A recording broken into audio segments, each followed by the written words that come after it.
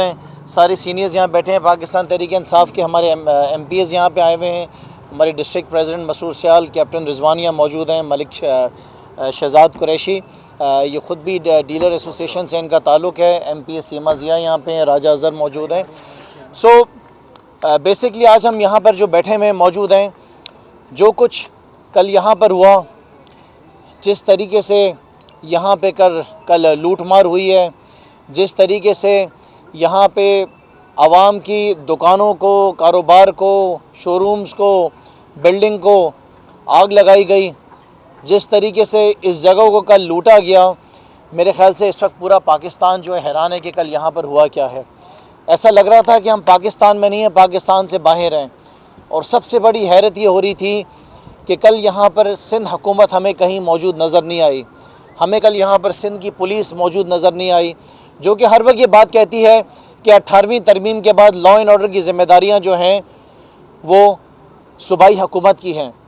जब हमने शिकारपुर के बारे में भी बात की, दादू के बारे में भी बात की कि जिस तरीके से वहाँ पे डाकुओं का राज शुरू हो गया कच्चे के इलाके के अंदर, और जब हमने डिमांड की कि वहाँ पर रेंजर्स को बुलाया जाए, वहाँ पे फ़ौज को बुलाया जाए, तो फौरी तौर पर सिंध हुकूमत की तरफ से जवाब हमारे पास आया है कि 18वीं तरमीम के बाद सूबे के अंदर अमन व अमान को कायम करना, आवाम की जान व माल की हिफाजत करना वो सूबाई हुकूमत की ज़िम्मेदारी है। लेकिन कल जब हमने यहाँ पे बहरिया टाउन के अंदर जो कुछ होते हुए देखा, तो वो कच्चे का इलाका से लग रहा था कि हम किसी कच्चे के इलाके के अंदर हैं। जो हमने वीडियोज़ के अंदर देखा, हमें पुलिस यहाँ पर नज़र आई, लेकिन पुलिस कुछ कर नहीं रही थी। लोग लुट रहे थे, यहाँ पे दुकानों को जलाया जा रहा था, बिल्डिंगों को तोड़ा जा रहा था, गाड़ियों को आग लगाई जा रही थी, और सूबे सिंध की जो हुकूमत है, जो रियासत है, वो खामोश बैठी TV पे तमाशा देख रही थी। नज़र ये आ रहा था और महसूस ये हमें हो रहा था कि जैसे ये सब कुछ पूरी प्लानिंग के तहत किया जा रहा है। एक प्लानिंग के तहत ये सारा सिलसिला चलाया गया था, और आवाम को जितना भी नुकसान होना था वो ऐसा लग रहा था कि उसकी इजाज़त दी गई हुई थी और खुली छूट थी। सबसे पहले पाकिस्तान तहरीक इंसाफ सख्त अल्फाज में जो कुछ कल बहरिया में हुआ है उसकी सख्त अल्फाज में मज़म्मत करती है। हम सख्त अल्फाज में सिंध हुकूमत की मज़म्मत करते हैं। हम IG सिंध से सवाल करते हैं कि IG साहब कल कहाँ थे? IG साहब की जो खामोशी है उसकी क्या वजूहात है? सूबे सिंध के वज़ीर आला मुराद अली शाह अभी तक खामोश हैं। उन्होंने एक अल्फाज अपने मुँह से नहीं निकाला कि जो कुछ यहाँ पर हुआ। जो मेरी इस वक्त बातचीत हुई है यहाँ की इंतज़ामिया से, यहाँ की डीलर एसोसिएशन से, उनके मुताबिक कम से कम 4 से 5 अरब रुपए का कल यहाँ पे प्राइवेट प्रॉपर्टी का नुकसान हुआ है। इसका ज़िम्मेदार कौन है? ये अरबों रुपए का जो नुकसान हुआ है, ये नुकसान पूरा कौन करेगा? ये किसकी ज़िम्मेदारी है? ये ज़िम्मेदारी सारी सिंध हुकूमत की आती है। हम सबसे पहले यहाँ पर बैठ कर ये डिमांड करते हैं कि जितना भी नुकसान यहाँ पे प्राइवेट प्रॉपर्टी का हुआ है, वो तमाम नुकसानात जो हैं, जब उसका पूरी कंफर्मेशन हो जाती है तो वो सिंध हुकूमत की ज़िम्मेदारी हो तमाम नुकसानात को पूरा करें। उसके बाद दूसरा मेरा ये सवाल है कि जब ये अनाउंस हुआ था कि यहाँ पे प्रोटेस्ट किया जाएगा, तो हमने तो जो सुना था वो यही था कि पुरअमन प्रोटेस्ट है। इनको, इन तमाम मुजाहिरीन को जो मुजाहरा करने आए थे, इनको इश्तिहाल में कौन लेकर आया? ये पहले से प्लानिंग के तहत था। और जब ये सब कुछ मालूम था तो यहाँ की जो हुकूमत थी वो कहाँ पर थी? पहले से रास्ते में क्यों नहीं रोका गया? और जब वो यहाँ पर पहुँच भी गए तो बैठकर तमाशा क्यों देखा जा रहा था? एक बहुत बड़ी तादाद है बहरिया के अंदर जहाँ पे लोग यहाँ पे रह रहे हैं। एक बहुत बड़ी तादाद में यहाँ से करीबी अगर उल्टे हाथ पे आप जाएँ तो वहाँ पे रेजिडेंशियल एरिया शुरू हो जाता है। खुदा न खास्ता ये सारे मुजाहिरीन अगर लोगों के घरों के अंदर घुस जाते तो उसका ज़िम्मेदार कौन था? ये तो अल्लाह का शुक्र है क्योंकि जानी नुकसान यहाँ पर नहीं हुआ, लेकिन अगर हो जाता तो उसका कौन ज़िम्मेदार था? मुराद अली शाह साहब, आप क्या अभी तक सो रहे हैं? बिलावल जरदारी, आसिफ जरदारी, आप सो रहे हैं अभी तक? जो इंटरव्यू आपका हमने जरदारी साहब सुना था उसके अंदर तो हमने यही सुना था कि ज़मीन आपकी है और यहाँ पे कंस्ट्रक्शन कोई और कर रहा है। यहाँ पे जो इश्यूज़ हैं, जो डिमांड्स हैं, जो यहाँ के जिन्होंने यहाँ पे प्रॉपर्टी ली हुई है उनके जो इश्यूज़ हैं, वो हम सबसे पहले बहरिया की इंतज़ामिया से भी डिमांड करते हैं कि उन तमाम इश्यूज़ को एड्रेस किया जाए, उनको जल्द से जल्द हल किया जाए। और उसके साथ साथ यहाँ पे बहरिया की जितनी प्रॉपर्टी है या प्राइवेट प्रॉपर्टी है उसकी हिफाजत की जाए, यहाँ पे सिक्योरिटी खड़ी की जाए। मैं रेंजर से भी गुजारिश करता हूँ, मैं यहाँ तक कि वफाकी हुकूमत से भी गुजारिश करता हूँ कि जो कुछ यहाँ पर हुआ है उसका नोटिस लिया जाए। मैं यहाँ तक कि चीफ़ जस्टिस ऑफ पाकिस्तान से डिमांड करता हूँ, उनसे बल्कि मैं गुजारिश करता हूँ कि चीफ़ जस्टिस साहब, ये कोई छोटा मामला नहीं था, ये बहुत बड़ा मामला था। और हम इसको देख रहे हैं सारा प्री प्लान्ड, पूरी प्लानिंग के तहत ये हुआ है। आपस में किसके साथ क्या नाराज़गी है हमारा उससे ताल्लुक़ नहीं है। हमारा सिर्फ इस बात से ताल्लुक़ है कि जो लोग यहाँ पे कारोबार कर रहे हैं, जिनकी यहाँ पे प्रॉपर्टीज़ हैं, जिनकी यहाँ पे इन्वेस्टमेंट्स हैं, उनको प्रोटेक्ट किया जाए, उसकी हिफाजत की जाए। ये ज़िम्मेदारी, उसकी हिफाजत करना सिंध हुकूमत की ज़िम्मेदारी है। बहुत कुछ हुआ है यहाँ पे, बहुत सारी बातें, बहुत सारे सवालात हैं। अगर सिंध हुकूमत सही थी तो चीफ जस्टिस साहब के कहने के ऊपर अरबों रुपए आज क्यों वापस किए जा रहे हैं, इस बात की भी तहकीकात की जाए। हम नहीं चाहते कि सिर्फ एक तरफ इसको देखा जाए, इसको दोनों तरीके से इन्वेस्टिगेट किया जाए। और सबसे बड़ा सवाल यह है कि जो मुजाहिरीन थे उनको अंदर आने की इजाज़त कैसे दे दी गई। करोड़ों रुपए का नुकसान हुआ है। एक एक जगह को अगर एक एक बिल्डिंग के ऊपर देखें, पूरी बिल्डिंगों को जो है वो जला दिया गया है। यहाँ पे शोरूम्स मौजूद हैं गाड़ी के, उनको आग लगा दी गई है। यहाँ पे रेस्टोरेंट्स मौजूद हैं, उनको आग लगा दी गई है। अगर यहाँ के रिहायशी, अगर यहाँ का कारोबारी तबका, यहाँ के जो जितने भी प्रॉपर्टी डीलर एसोसिएशंस हैं, ये अगर बाहर नहीं निकलते तो मैं समझ रहा हूँ कि तमाम मुजाहिरीन जो हैं ये कल की तारीख में लोगों के घरों के अंदर घुस गए होते। हमारी माँ बहनें यहाँ पर नहीं बैठी हुई हैं क्या? किस नीयत से आए थे आप, और कैसी जुर्रत आपकी कि आप यहाँ पर पाकिस्तान के खिलाफ नारे लगा रहे थे, पाकिस्तान के खिलाफ नारे लग रहे थे। जो सियासी जमातें उन नारों के अंदर मुलविस थी, जो लोग मुलविस थे, हम डिमांड करते हैं कि उनके खिलाफ एक्शन लिया जाए, उनके ऊपर पाबंदी लगाई जाए। कैसे पाकिस्तान के खिलाफ यहाँ पे नारे लगा के यहाँ पे लोगों की प्रॉपर्टीज़ को जलाया जा रहा था। सो लिहाजा वंस अगेन हम इसकी सख्त अल्फाज में मजम्मत करते हैं। जो कुछ यहाँ पर हुआ है, आज सिंध असम्बली में पाकिस्तान तहरीक इंसाफ के MPs ने एक करारदाद भी जमा कराई है जिसमें इसकी मजम्मत की है। हमने वज़ीर आज़म साहब से भी गुजारिश की है कि वज़ीर आज़म साहब भी वफाकी इदारों के थ्रू इसकी पूरी इन्वेस्टिगेशन कराई जाए, और उसके साथ साथ अगर ये इनके ख़िलाफ़ एक्शन नहीं लिया गया तो ये समझ जाएं कि आज ये बहरिया में हुआ है, कल ये कराची के बाकी इलाकों के अंदर भी होगा, ये बाकी कम्युनिटीज़ के अंदर भी होगा। ये किसी भी हाल में एक्सेप्टेबल नहीं है। हमने पिछले 10 साल में तहरीक इंसाफ ने अपनी बहुत जान लगाई है कराची शहर के अंदर अमन कायम करने के लिए। शहर कराची के अंदर पहले भी ये सब कुछ हम देख चुके हैं, बहुत जानें यहाँ पर गई हैं, लोगों के बड़े कारोबार जले हैं, लोगों की फैक्ट्रियों को आग लगा दी गई थी। वो सारी कुर्बानियाँ दे के आज हम यहाँ बैठे हुए हैं। अल्लाह का शुक्र, अल्हम्दुलिल्लाह, कराची का अमन वापस आ गया है, कराची की रोशनियाँ वापस बहाल हो गई हैं। आज पाकिस्तान तरक्की की तरफ जा रहा है। आज पाकिस्तान की कंस्ट्रक्शन इंडस्ट्री जो है वो एक ऊंचाई की तरफ पहुंच चुकी है। आज पाकिस्तान का स्टॉक एक्सचेंज बेहतरी की तरफ चले गया है। आज पाकिस्तान के अंदर डॉलर नीचे आ रहा है। आज पूरी दुनिया ये बात करी है कि इमरान खान ने एज वज़ीर आज़म ऐसी कौन सी इनिशिएटिव्स उठाएं जिसके ज़रिए आज पूरा पाकिस्तान जो है वो आगे बढ़ रहा है, पाकिस्तान की इकॉनमी बेहतर हुई है। तो आप सबको भी इस बात को समझना पड़ेगा कि ये सारा सिलसिला एक प्लानिंग के थ्रू किया गया है। जो हमारे मुखालिफ हैं उनको इस बात से गर्ज नहीं कि पाकिस्तान तरक्की कर रहा है, उनको इस बात से गर्ज है कि पाकिस्तान में सियासी जमात तहरीक इंसाफ वज़ीर आज़म कैसे तरक्की कर रहा है। सो हम सबको इस बात के बारे में सोचना पड़ेगा कि क्या वापस कराची शहर को उस जगह पे अंधेरी की तरफ धकेला जा रहा है जहाँ पे कराची पहले खड़ा हुआ था। क्योंकि आप सब इस बात को याद रखें कि अगर पाकिस्तान कराची शहर के अंदर ये हालात वापस शुरू हो जाएंगे, जलाओ गिराओ के मामला शुरू हो जाएंगे, तो ऑटोमेटिकली पूरा पाकिस्तान पीछे आ जाएगा। कराची तरक्की कर रहा है, कराची की रोशनियाँ कायम है, कराची के अंदर अमन कायम है, तो पूरा पाकिस्तान तरक्की करेगा। कल के फेलियर के ऊपर, कल के जलाओ गिराओ के ऊपर, कल जो कुछ यहाँ पर हुआ उसकी पूरी जिम्मेदार जो है वो सिंध हुकूमत जिम्मेदार है।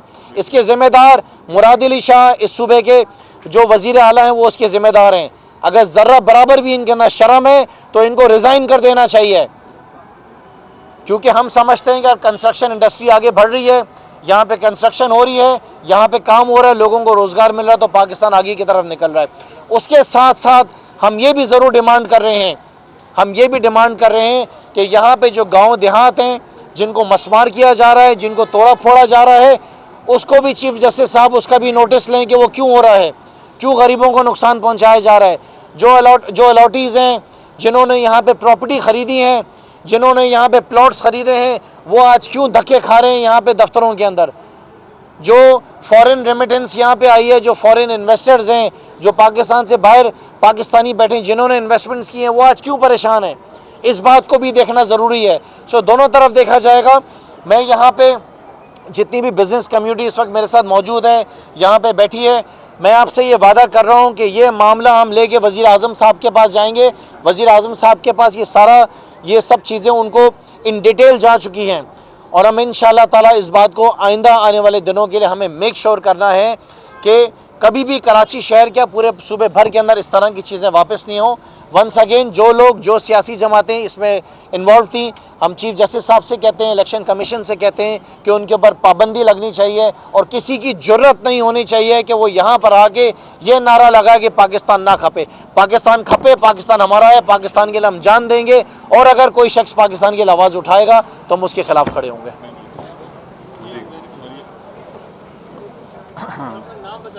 राहील हारून, ये बहरिया टाउन डीलर एसोसिएशन के चेयरमैन हैं।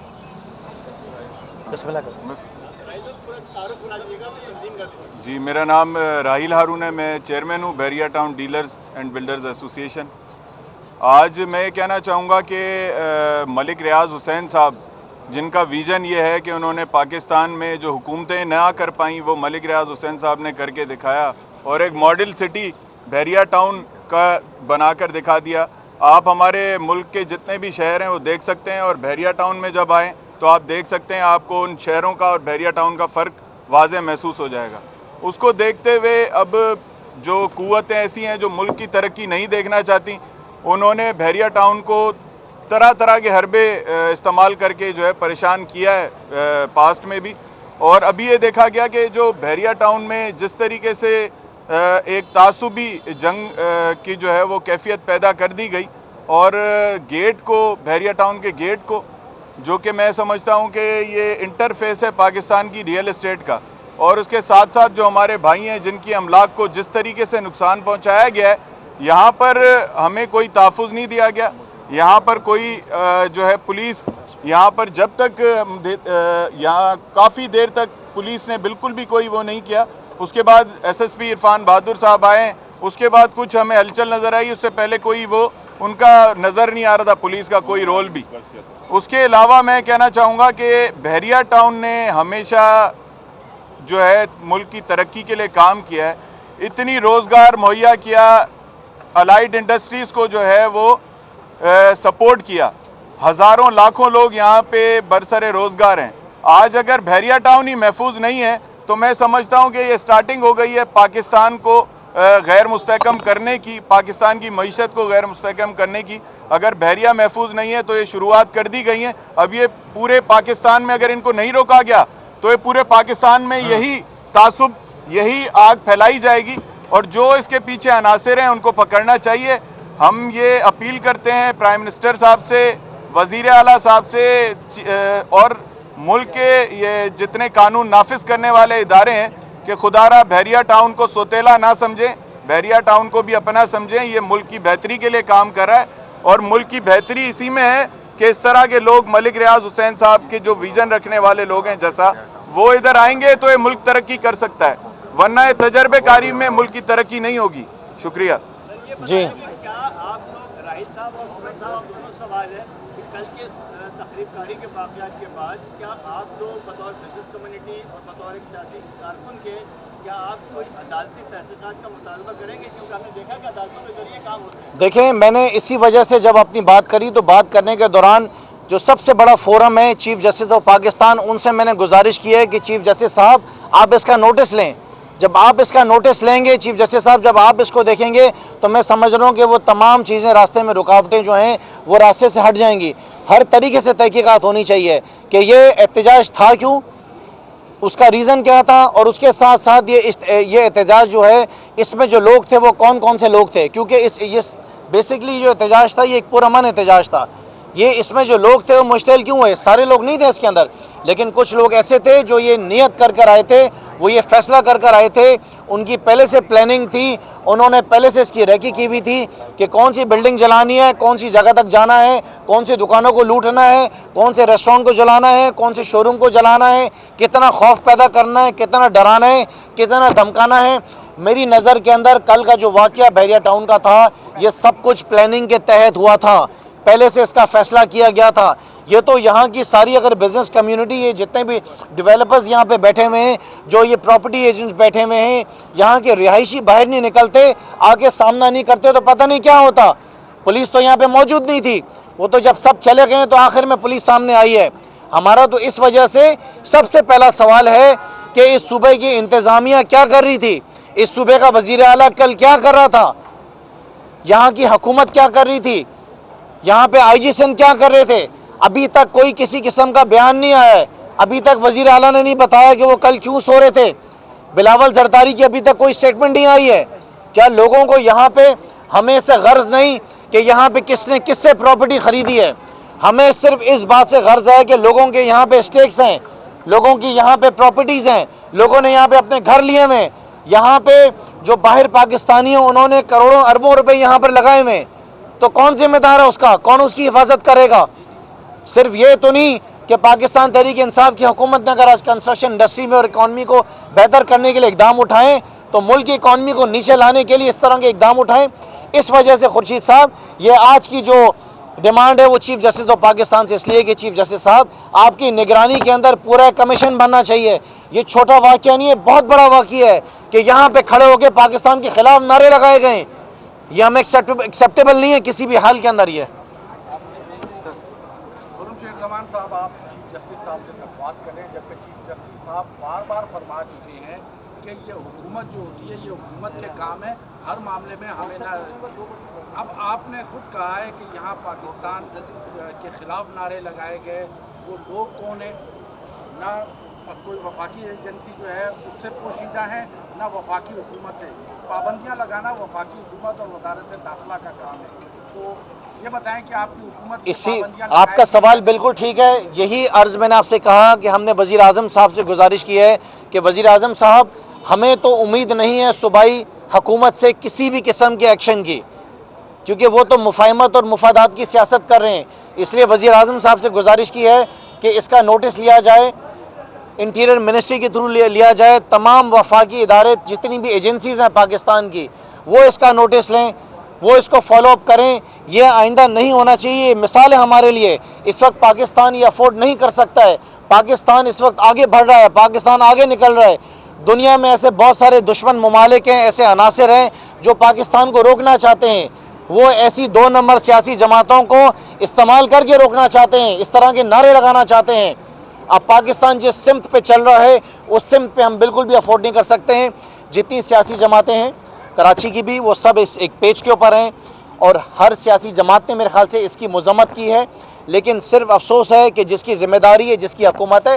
देखें, हम तो जब कोई बात करते हैं, जैसे शिकारपुर के बारे में बात की डकैतों की, तो हमें फ़ौरन टोक दिया गया और रोक दिया गया और बोला गया कि ख़बरदार ये सूबाई मामला है, 18वीं तरमीम है। बोला गया कि वफाक का मामला नहीं है, हम खुद डकैतों को जाके पकड़ेंगे। तो ये मामला सारे सामने आ जाते हैं। मैं बार बार आपसे फिर कहूँगा कि जितना नुकसान 18वीं तरमीम से सूबे सिंध को हुआ है, इतना नुकसान किसी सूबे को नहीं हुआ है। आज पंजाब तरक्की कर रहा है 18वीं तरमीम की वजह से, आज KP तरक्की कर रहा है, बलूचिस्तान आगे निकल रहा है।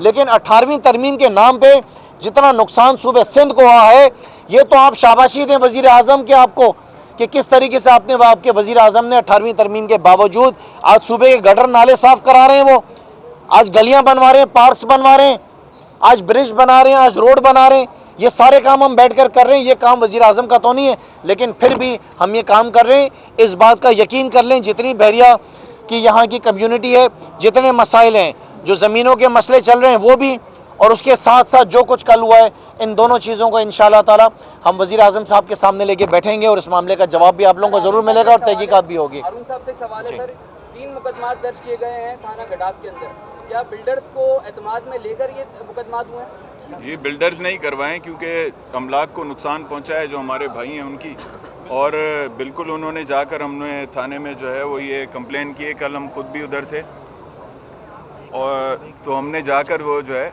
वहाँ पर FIR कटवाई है जिनके नुकसानात हुए हैं। गिरफ्तारियों के हवाले से बताइएगा सर। गिरफ्तारियों के हवाले से हमें पता नहीं है, क्योंकि हमारे साथ तो कल जो ये वाक़या हुआ है, एक अलमनाक वाक़या हुआ है और उसको हम देखते हैं तो हमारे दिल इस टाइम जो है वो, जो लोग इधर रिहायशी हैं, जो लोग यहाँ के रहने वाले हैं, जो लोग यहाँ काम करने वाले हैं, उनको पता है कि उनके ऊपर क्या गुजर रही है।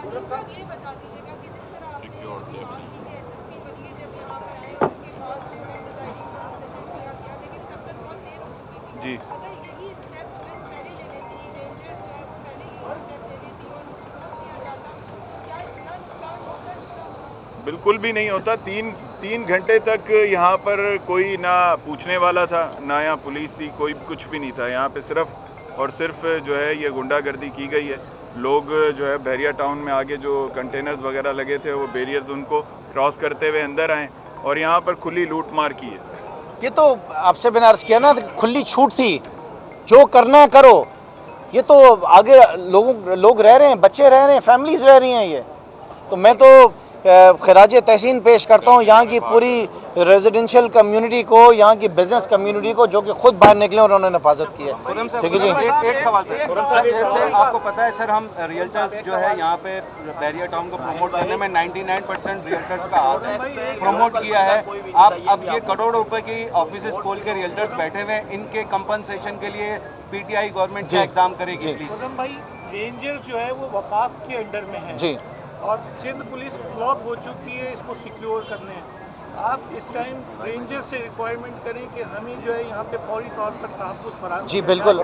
देखें मैं एक मिनट, मैं दोनों जी थोड़ा कंटिन्यूशन में करूँगा कि आप बार बार 18वीं तरमीम का तस्करा कर रहे हैं, लेकिन आज से कोई 7-8 महीने पहले जो है वो मज़ार गायब के ऊपर एक वाक़या हुआ था। तो उस वक्त रात 3:30 बजे जो ना विभाग ने इंटरफेयर किया और यहाँ के जो हाई ऑफिशियल थे उनको ले आके जो ना वो बंद कर दिया। आप बार बार जो ना 18वीं तरमीम का तस्करा कर रहे हैं सर, आप अपनी तो जो ना पोजीशन को क्लियर करें। जी देखें, बिल्कुल 14 सीटें कराची के अंदर, देखें ये जो डिमांड इनकी है ना, वही डिमांड मेरी भी है। जो ये बात कह रहे हैं, उन्होंने कहा है, मैंने सबसे पहले कहा कि जितने नुकसानात हुए हैं वो हम सबसे पहले डिमांड करते हैं सूबाई हुकूमत से। सूबाई हुकूमत की जिम्मेदारी है आवाम की जानो माल की हिफाजत करना। जिसका जितना नुकसान हुआ है उसको देखा जाए और उनको वो नुकसान उनका पूरा किया जाए। उसके साथ साथ मैं उसी बात के ऊपर खड़ा हूँ कि देखें कि अगर रेंजर्स आती है तो हमने तो शिकारपुर के लिए भी डिमांड किया कि डकैतों के खिलाफ रेंजर्स आए, लेकिन सामने सूबाई हुकूमत ने कह दिया कि हमें रेंजर्स की ज़रूरत नहीं है, हम इसको खुद देखेंगे। सो मैं जवाब दे रहा हूँ, मैं आज वही बात वापस कर रहा हूँ कि हम डिमांड कर रहे हैं कि जब इस तरह के मामलात होते हैं तो सिंध हुकूमत पहले से रेंजर्स को ये इख्तियारात दे सारे। ये ऐसा नहीं होना चाहिए कि जब कोई हालात ख़राब हो तो उस तरह बताया जाए, उस वक्त फ़ोन कॉल कर की जाए, क्योंकि हम तो ये देख रहे हैं कि हुकूमत तो अभी तक सो रही है। तो लिहाजा ये आप सबको बात समझनी पड़ेगी कि डोमेन्स किसके क्या हैं। लेकिन हमने फिर भी वज़ीर आज़म साहब से गुजारिश की गई है कि ये हालात सुबह सिंध के दिन ब दिन ख़राब होते जा रहे हैं, हम बेहतरी की तरफ आते हुए नहीं देख रहे हैं। इंशाअल्लाह ताला आपके पास 1 से 2 दिन में वापस आएंगे, यहाँ की बिज़नेस कम्युनिटी के साथ वापस बैठेंगे और इसको फॉलो अप करेंगे।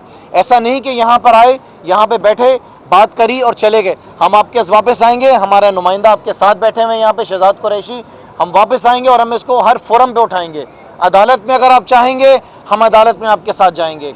ऐवानों के अंदर भी हम आपके लिए आवाज़ आज उठा चुके हैं ऑलरेडी। एक बात का जवाब दे, सारी बातें आपने की अल्हम्दुलिल्लाह, सब ये तो सारी बातें बाद में हुई, सब कुछ होने के बाद हुआ। क्या हम वफाक का हिस्सा नहीं है? बिल्कुल है। आप हमें नहीं, एक मिनट, आप हमें इस बात का जवाब दें, क्या हम वफाक का हिस्सा बिल्कुल नहीं है, है? बिल्कुल है। हम वफाक का हिस्सा हैं तो जहाँ सूबाई गवर्नमेंट फेल होती है वहाँ वफाक क्यों इंटरफेयर नहीं करती? देखें ये देखें, ये देखें, देखें आज ये क्या कह रहे हैं, वही बात का जवाब। देखें ये क्या कह रहे हैं आज, ये बात मैंने परसों भी करी थी कि हालात ये हो गए हैं कि पहले तो हम ये कहते थे बात ना कि कोई ऑप्शन ऐसा निकाला जाए जिसके जरिए सिंध को संभाला जाए। आज एक सेकंड जवाब, आपको जवाब दे रहा हूँ। आज यही बात, जवाब देने देंगे तो आज ये भी यही बात कह रहे हैं, आज ये भी यही बात कह रहे हैं जो बात हम कहते थे। जैसे मुराद अली शाह नहीं थे, एक मिनट जवाब देने देंगे। ये भी यही बात कह रहे हैं कि वफाकी हुकूमत यहाँ के मामलात को देखे, और हम भी वही बात कह रहे हैं और लेंगे इंशाल्लाह ताला, बिल्कुल करेंगे। आप तैयारी कर लें, तैयारी कर लें आप। हम तो तैयार बैठे हैं यहाँ पे। ये देखें।